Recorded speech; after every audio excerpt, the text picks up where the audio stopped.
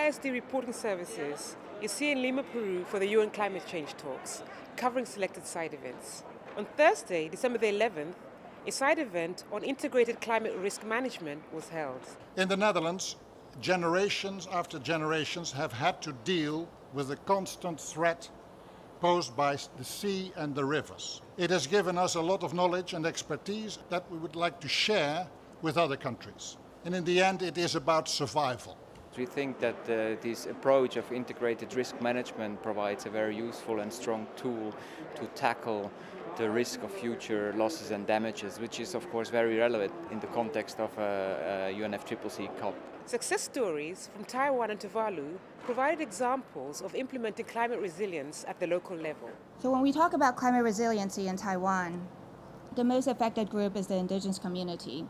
They are socially and economically marginalized, and they are at the front lines of natural disasters because of where they live. In 2009, a typhoon hit the southern part of Taiwan. It's called Typhoon Morakot. The area you see here used to be the Mingchuan Elementary School.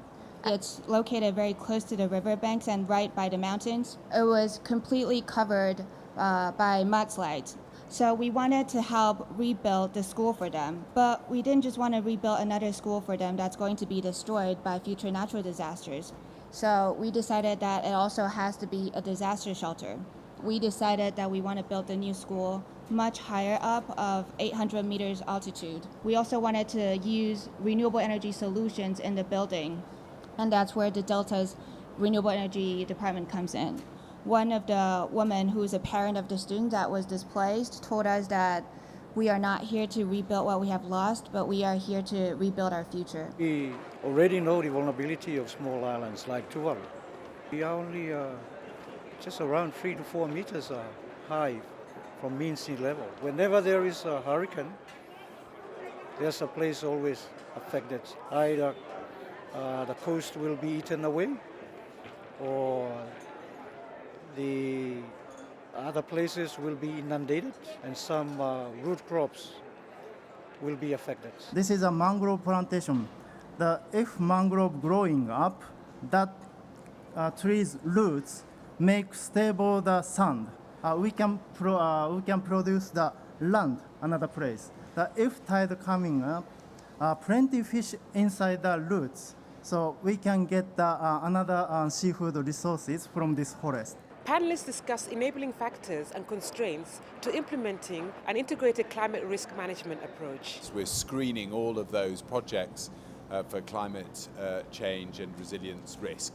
And that's a major innovation in terms of the use of development capital. Government seems to think of climate change as a rural phenomena and not an urban phenomena, and therefore it's not high on their priority. We have to be sure that we know about the trends, that we can price them in, that we can consider them in our risk models. We have to know about the risks on our asset side, because insurance industry is also one of the largest investor in this world. Our own programs are based on risk calculations, for which you need to have the data, you need to have your climate scenarios, you need to know what other factors might impact your risk, and you need to be able to quantify these. There are two principal types of flood risks that we're looking at right now. One is the risk of too much water coming downstream from large rain events, creating river floods. And the other is the risk of coastal areas becoming inundated due to large storm surges. What we're trying to do is create a very easy-to-use tool for policymakers, corporate environmental managers, NGOs, academics, tools that will make it easy for them to understand these water-related and flood-related risks without having to know the extremely complex theories and models and large data sets that go into them. And what you can see here are probabilities of inundation, so that you see the highest risks in red and the lower risk from larger flood events in orange and yellow.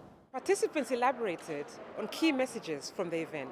I think we really need integrated climate risk management, because through this we can overcome the problems. Prevention is really essential. I mean, we can really avoid a lot of damages, if we reduce the vulnerability, if we think about where to build our houses, where to construct, we could potentially, I would say, and this is based on data from Swiss Re, we could decrease the risk of future losses and damages by approximately 2/3 already now. So we have the tools, we have the means, but we have to apply them.